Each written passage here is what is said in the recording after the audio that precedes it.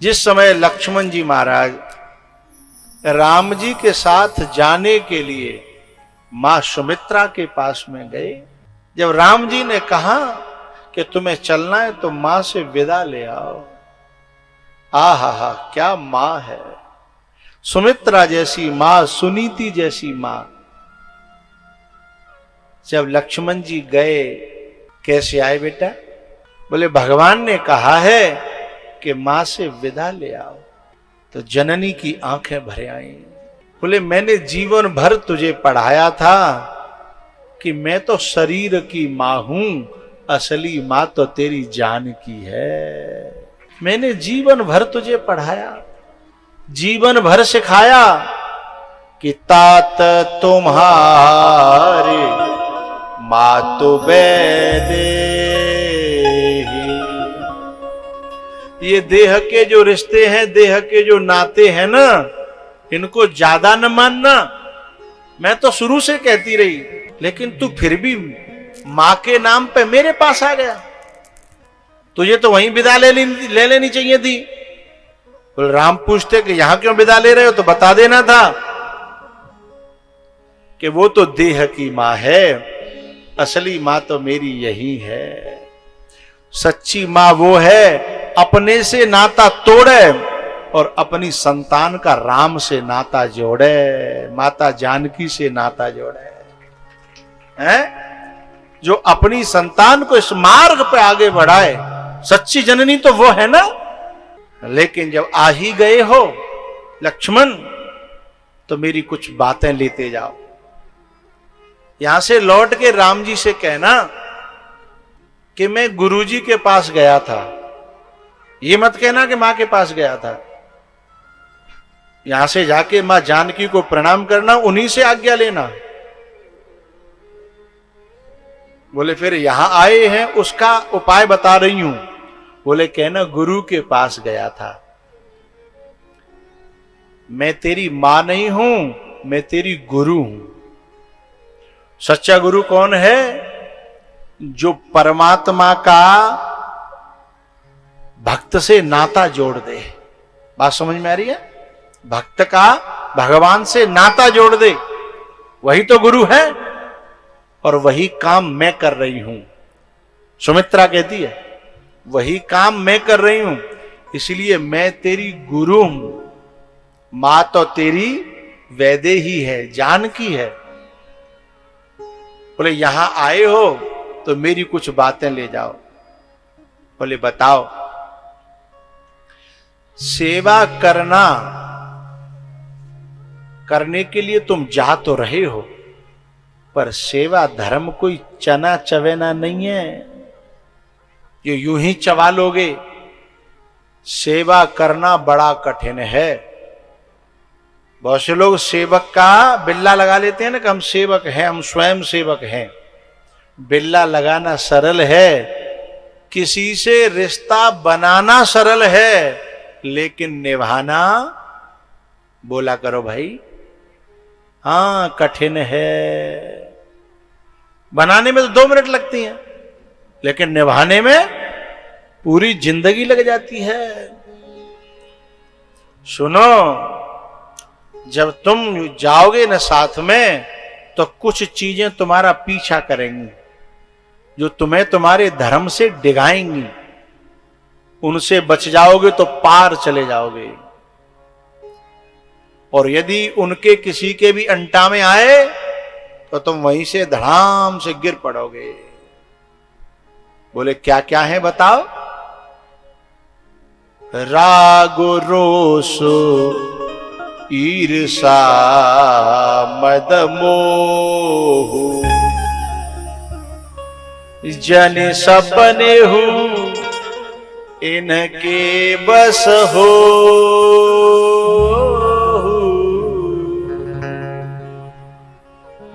बहुत बड़ी बात कह दी मां ने कि सुन, ये 5 चीजें हैं, राग रोष ईर्षा मद और मोह।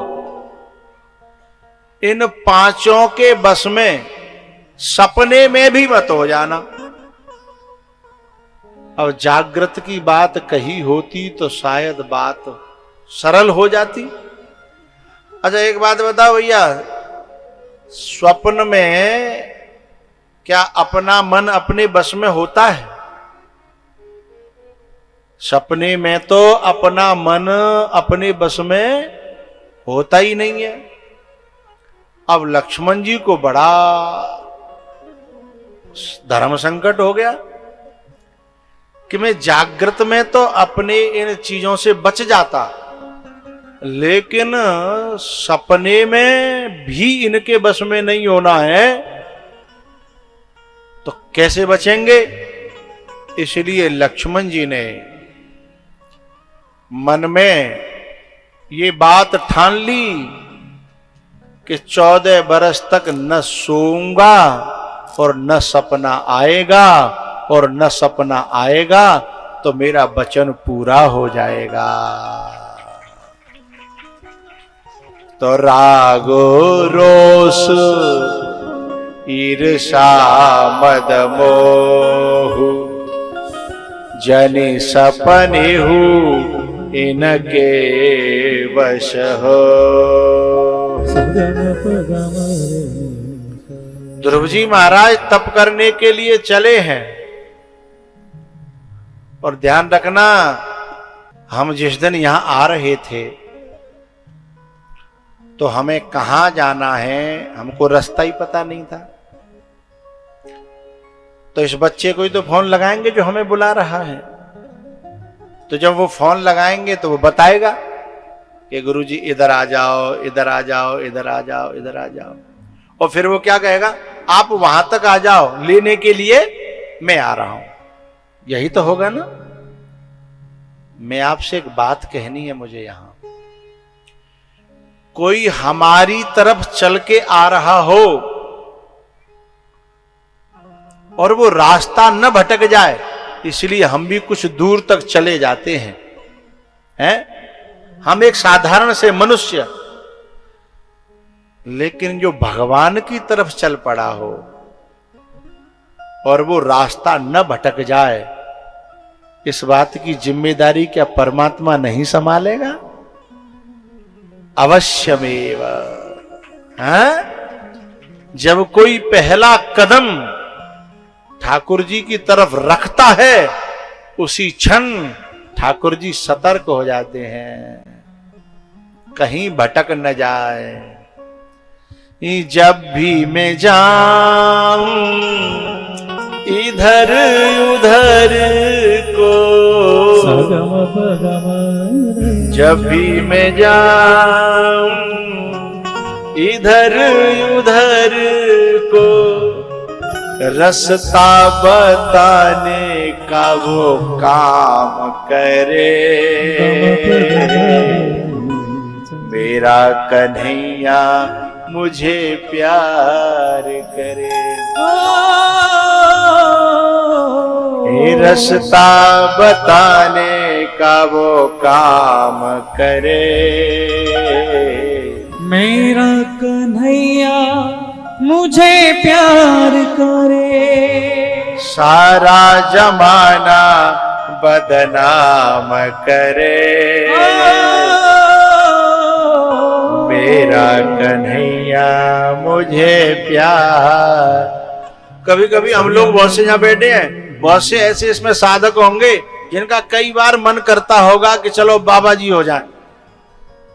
इसमें बैठे होंगे बहुत से ऐसे होंगे जिनका कई बार मन चला होगा कि बाबा जी हो जाए, लेकिन कभी कभी भीतर से मन घबरा जाता होगा कि बाबा जी हो जाएंगे तो कौन तो कपड़ा देगा, कहां से रोटी आएगी, कहां बैठने उठने को होगा, है ना। कई बार कई बात ऐसी हो जाती होंगी, मन जो है पीछे लौट आता होगा। लेकिन जिनको इस बात का पता नहीं है कि एक सामान्य मनुष्य भी उसकी तरफ जब हम चलते हैं तो हमें लेने के लिए आगे आता है, और फिर तीनों लोकों का मालिक उसकी तरफ हम चलेंगे, तो क्या वो हमसे भी गया बीता है क्या? है ये बात जिनकी समझ में आ जाए, फिर उनके कदम पीछे लौटते नहीं है। वे आगे बढ़ जाते हैं। जिनको भरोसा हो जाता है, हैं? जब भी मैं जाऊं इधर उधर को, मुझको समझाने का वो काम करे। नरसी था ना, नरसी, जब अपनी बेटी के यहाँ पहुंच गया, पूरी रात जो है चिंता करता रहा और सुबह के वक्त पे भगवान से उल्टी सूदी कहने लगा कि आप आए नहीं, आपके भरोसे मैंने घर छोड़ दिया, सब त्याग दिया, ये किया वो किया। सुबह के ब्रह्म मुहूर्त में ठाकुर जी प्रकट हो गए उसके कमरे में।